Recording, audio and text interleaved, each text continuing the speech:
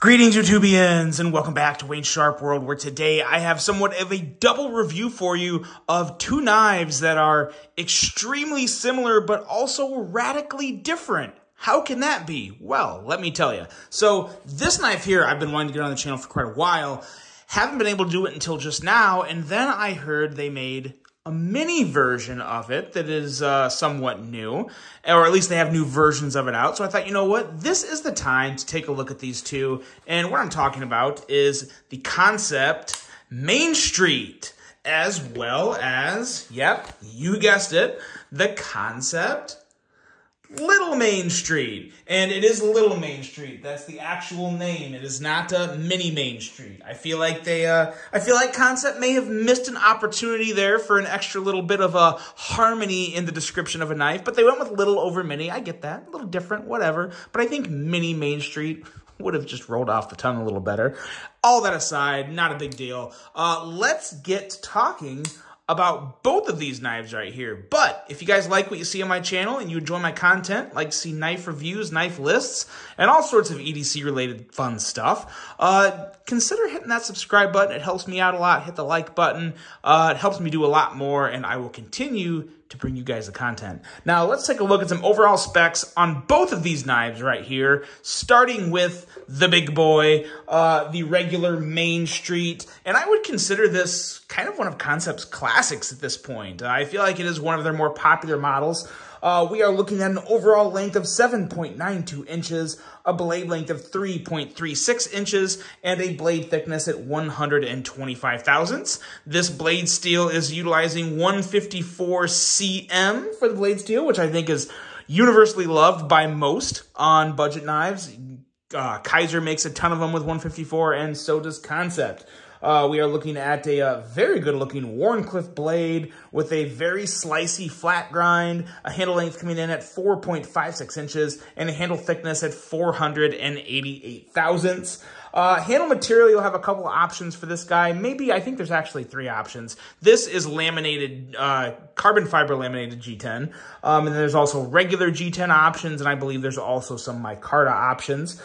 We have, as you can clearly see, a crossbar locking mechanism on this guy. User of a right hand only tip up carry.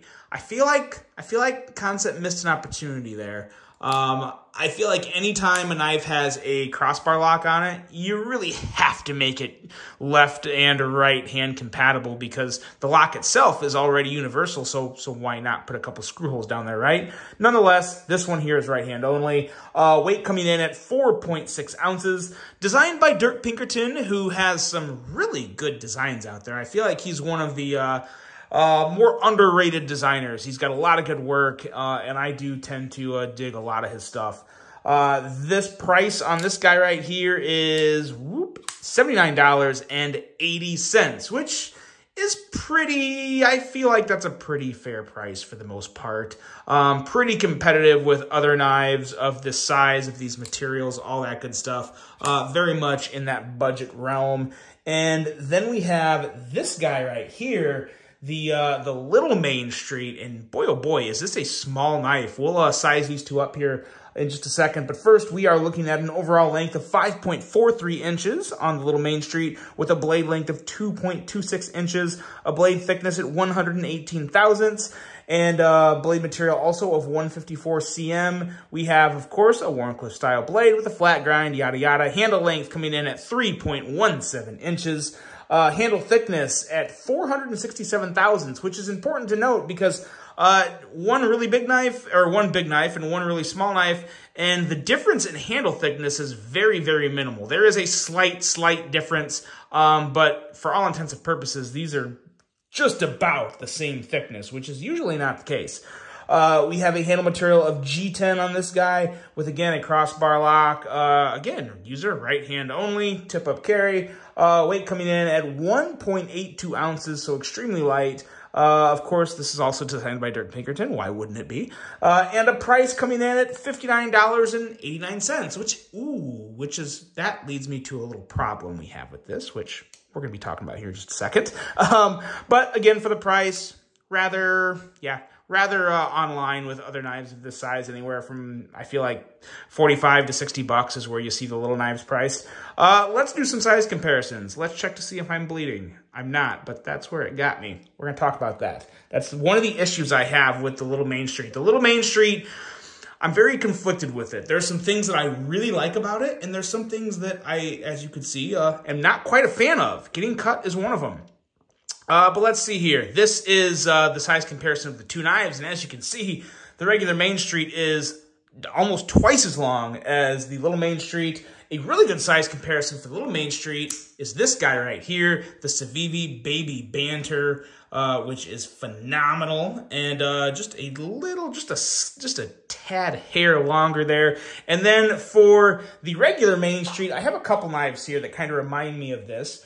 One is a rather new knife. This is the Artisan Cutlery Ornis. If you haven't checked it out, you really should. It's a phenomenal knife as well. Very close in size comparison there. And then also this guy. This is not out yet. Coming out later this year. This is the Winter Blade Co. Severn. And the Main Street really is kind of a mishmash of these two knives, at least for me. Well, maybe not so much the Ornis. The Ornis just kind of reminded me like the blade to handle ratio and how it sits in my hand. I kind of got some similar vibes there. But the Severn, you kind of have more of a bit of a rectangular handles, worn cliffish type blades. This may be more of a sheep's foot, but you know, you can have the straighter cutting edge. But yeah, those are kind of the two closest knives I had for size comparisons. And I think they do work great for size comparisons. And when it comes to another knife that I wish I still had, but I've gotten rid of it, the Spyderco Yojumbo is an extremely good size comparison. Slightly bigger knife, but very similar in, you know, type of blade, slightly different handle, but another very good size comparison if you've handled the Spyderco Yojumbo. So now let's get to talking about these two knives because, like I said, they're very similar, but they're also radically different. Very similar in design, radically different in hand uses, type of carry, all that good stuff. The blades on these two, though, again, I got to give Kansept a shout out because they do such an excellent job on their edges, especially over the past year or so. Some of the better edges have come from Kansept. We have a 14 thousandths behind the edge reading on this guy, which is razor sharp, super slicey. Excellent job there. And then even on the smaller, shorter blade, we're looking at a behind the edge reading of 18 thousandths. So nice and thin and slicey behind the edge on both of these, which makes you want to be extra careful when you go to close that you don't cut your hand. I got a little more redness coming here. We'll see if we can get a drop of blood on the table before this video is over. But when it comes to these two knives, you know, the big one, wow, the Kansept Main Street. For me, it's definitely more a Wayne knife. It feels great in my hand. Super aggressive, slicey, good-looking Wharncliffe blade. I really like pretty much everything about this knife. Like, I have no reason to knock it. The thumb studs, you know, they're a little farther out there. I wish the thumb studs were a little, just like, not even like maybe an 1/8 of an inch up. I think they'd still clear the handle, and it would make deploying it, I think, a little easier. This isn't bad the way it is, though. Like, I don't really have any fits with the action. I think the action is pretty good, whether you're reverse flicking or thumb flicking. I think they're both pretty solid. But just seeing that space there, I feel like if you move the thumb studs up just a hair, you might have a slightly snappier thumb stud action, which is always really, really appreciated. But again, the blade, there's no issues with the blade. It's slicey, it's thin enough, it's a great edge, great tip, solid steel and 154 cm, no complaints there. The handle is rather simple, but it feels really good. I think I would like this knife even more in G10. The smoothness on the carbon fiber laminated G10 has never really been my favorite, and I always remind myself of that when I pick up a version like this, because the laminated G10 is always smooth, or usually, especially when you're talking a budget knife and it's laminated with carbon fiber, it's going to be smooth. Always prefer more of the pressed texture on the G10. But again, that was my fault, not Kansept's. But even with that being said, still very nice handle, very secure in hand. Kansept's jimping is kind of, it's unique. It looks like it won't work. Like when I'm looking at it, I'm like, oh, that's completely visual. And then I put my finger on it, I'm like, you know what? It works. There's just enough texture on the sides to where it doesn't tear at my thumb, but it is very functional jimping. I like that. Really nice.